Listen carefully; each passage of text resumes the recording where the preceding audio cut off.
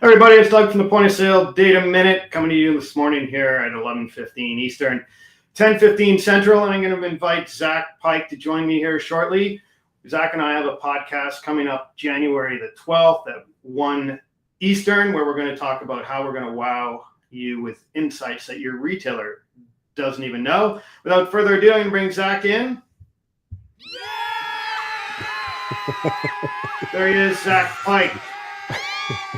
Zack, thanks for joining me today. I'm excited about my first podcast of the year coming up January 12th. And today we're just going to give them a little bit of a preview of what they can expect. The one thing that Zack and I, we've had many conversations, but the one thing that we agree on is suppliers need to get really data savvy and go to their retailers with more data-backed decisions so that they can actually get their retailer to do what they want them to do. And I'm going to throw it over to Zack to let you know a little bit about what we can expect on January 12th and some of the information that we're going to dig into. Again, Zack, thanks for hanging out for a couple minutes here today. Yeah, Doug, I'm excited for this conversation.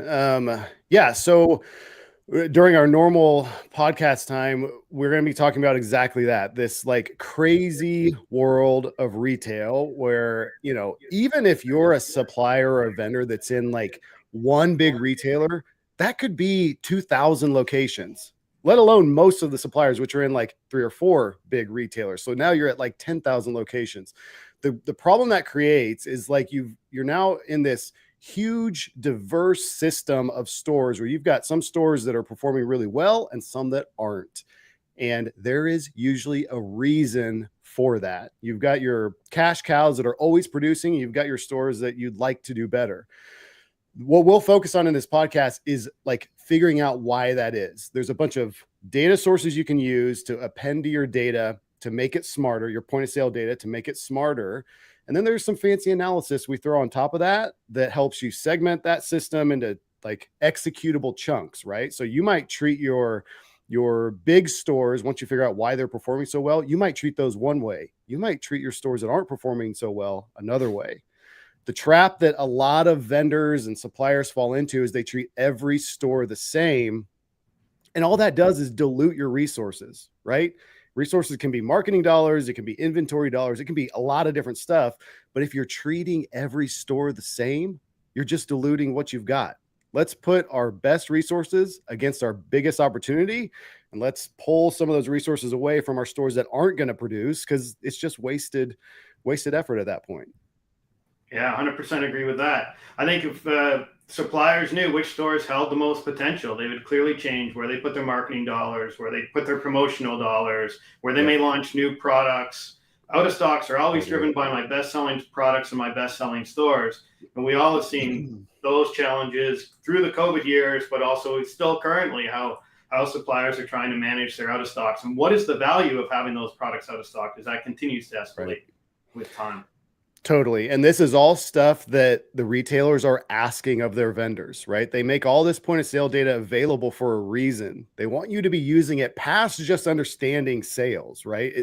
Understanding sales is table stakes. If you're not doing that, you know, that's the first thing to do. But once you get there, now you start being able to use this data for decision making. And that's when you walk into a line review or a quarterly business review or whatever meeting with your buyer, that is the type of stuff that wows them, that they get excited about, because now you're telling them things that they hadn't thought about, or that it may be questions that they've had for a long time that they've never even known where to ask, even internally. All that stuff becomes possible. For sure. And they don't even have time to dig into it. And to be clear for the listeners and those who are going to tune in, we're talking about data sets beyond just what's my sale and what's my inventory. And that is one reason why I'm so excited to have you as part of the podcast. If you can talk a little bit about, and we'll wrap up with like what other data sets or how many data sets do you typically layer in a lot of your project work?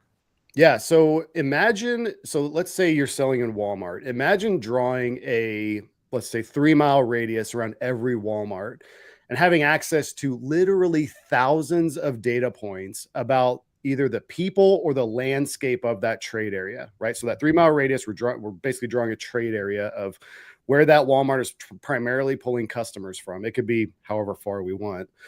But then inside of there, think about stuff like who's in that trade area, how old are they, how much money do they have, what's their home value, what are the types of things they spend money on, what are the types of activities they participate in, are they very much into fitness, or are they into golf, or are they into sports, like what are their activities that they participate in, all the way through to stuff that people often want to use but can't because it's hard to get the data, weather. Right. So if you've got a product that's seasonal or that's dependent on climate, weather can be a very important data point to understanding opportunity, even like flood risk. And there's all kinds of data that's available if you know how to pull it. And that's basically what I specialize in, is defining this data.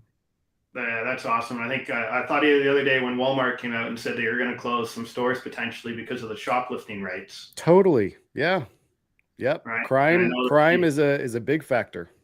Yeah, I know you've dived into that, and I thought, man, that is the perfect kind of foray into what we're going to talk about on our first podcast, January 12th, 1 o'clock Eastern, noon Central. That's going to be it for today. Zack, thanks for joining me. Hope we got your appetite going there for everyone watching this, and we can count on you showing up January the 12th. Again, 1 Eastern, 12 Central. Zack and I will dig a little bit more into your point of sale data and all the other data attributes that you can layer in so you can go to your retailer with some really strong data back suggestions in 2023.